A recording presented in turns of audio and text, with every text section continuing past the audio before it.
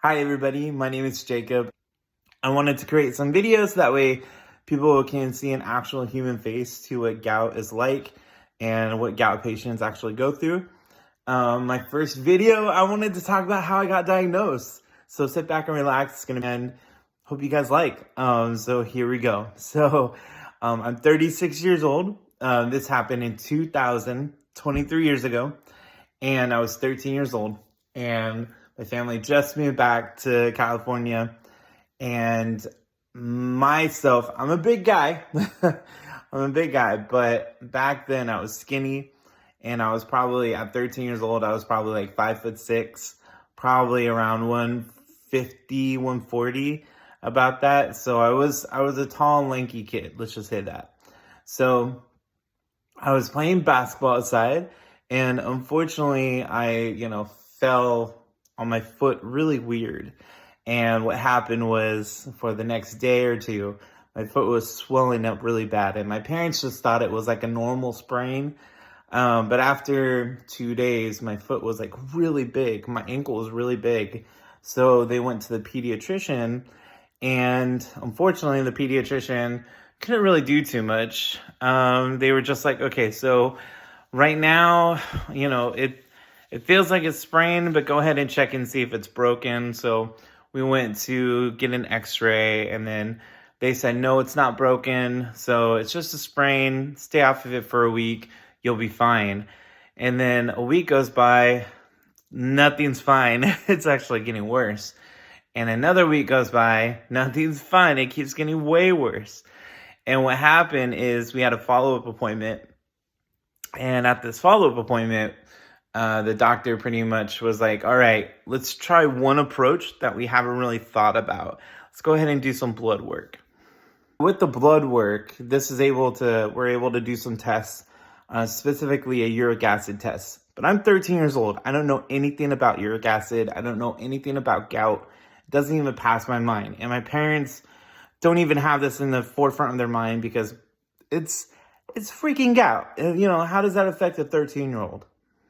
So I get my blood work done, and a day later, the doctors give us another appointment, and that's where they tell us that I have gout.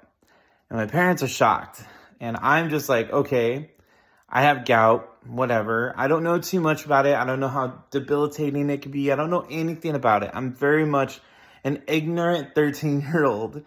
And my parents are pretty much like, oh no, this is going to ruin a lot of things in his life. They're the more realistic ones because they're older. But me, I'm just very passe about it. Kind of like, whatever. So what happens is they put me on Indomethacin and Allopurinol. And let me tell you a little bit about those medications. So Indomethacin is an NSAID, NSAID. An NSAID is pretty much a medication where it goes through your system, but it specifically goes through your stomach. And if you don't have, proper food that you're going to eat, then it can ruin the lining of your stomach. So what happened was, I didn't know this. I mean, they tell you when you have, pick up your medication, eat it with food. But me being a 13-year-old, I didn't really know. I didn't really care. So I would take it without food. And the problem is that the pediatrician basically told us to take the Indomethacin every single day of your life. And that is a horrible piece of advice because basically Indomethacin can kill the lining of your stomach, and you're only supposed to take it when you're having a gout attack. I also was taking allopurinol, and allopurinol, you could take it for, every single day of your life. Think of it as like a cleanser in your body. It cleans out like your liver and your kidneys. But that's a good thing that you could take. Indomethacin, not so good. So by the time that I hit 18 years old, my stomach was killing me, and I found out that I had all these, I was going through ulcers, stomach ulcers, left and right. And also on top of that, my gout attacks never got better. Through the ages of 13 and 18, my gout attacks would last anywhere from a week to almost a month. And they would get in all my joints. Every single one of them, from my hands to my knees to my ankles, everywhere. And it just got progressively worse. Problem is as well, is that I lived in Modesto, California between 2000 and 2004, 2005. They didn't have a rheumatologist there. The closest one was in the Bay Area. So you have to travel about 2+ hours to get there. My parents always worked, so they can never take me. My grandparents, worked and they never took me. They only took me once. So I relied on a pediatrician, and they didn't know how to treat a 13-year-old with gout, 14-year-old with gout, 15-year-old with gout. So, my gout attacks progressively got worse to the point that I had what they call Tophaceous gout and Tophi gout. I'll talk about that in another video, but it's nasty. It is nasty, let me tell you. But I'm going to share with you guys another little thing that happened between the year when I was 13 years old. Here we go. And on to this paid presentation. No, I'm just joking. Nothing's paid. So basically, in the same year that I was diagnosed, in the year 2000, when I was 13, my cousin, which is the same age as me, was diagnosed with gout. And his brother, which is about 2 years older than us, got diagnosed with gout at the same time. So we had 3 people in the same freaking family being diagnosed with gout all at the same time in the year 2000. Crazy, right?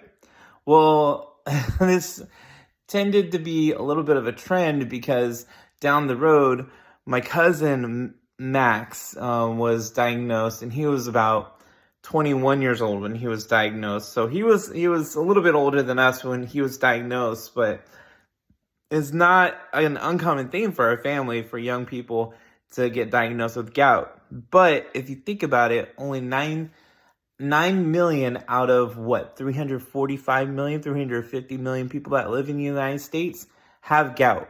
So that is a very, very, very low statistic. So if you were to give us a lottery ticket, we would have won. So yeah, that's basically how I was diagnosed with gout at the age of 13 in 2000.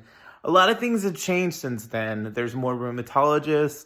There's more studies that came out with gout. There's better pills out there for us, and medication and treatments.